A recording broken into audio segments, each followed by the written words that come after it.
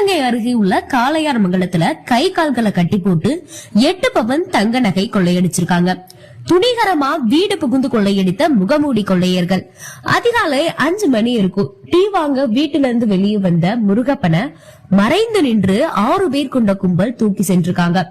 கை கால கட்டி போட்டு தங்க நகையை எடுத்து சென்றனர். தாயார் மீனாட்சி ஆட்சிய மிரட்டி பீரோ சாவிய வாங்கியிருக்காங்க. அதிர்ஷ்டவசமா நகைகள் எல்லாம் லாக்கர்ல வச்சதுனால தப்பிச்சிருச்சு. டிஎஸ்பி கௌதம் தலைமையில் மதகப்பட்டி போலீசார் கைரேகை நிபுணர்களுடன் விசாரணை நடத்தி வராங்க. காலையில் 4:30 மணி இருக்கும்.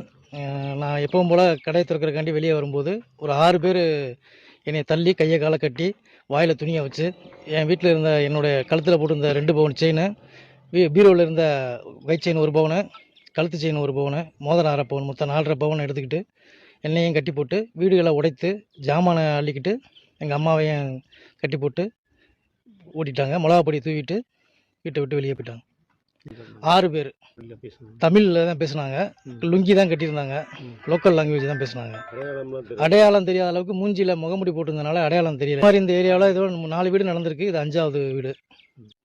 இதுக்கு தக்க பாதுகாப்பு கொடுத்து நடவடிக்கை எடுக்குமாறு காவல்துறை கேட்டு. என் பேர் முருகப்பன்.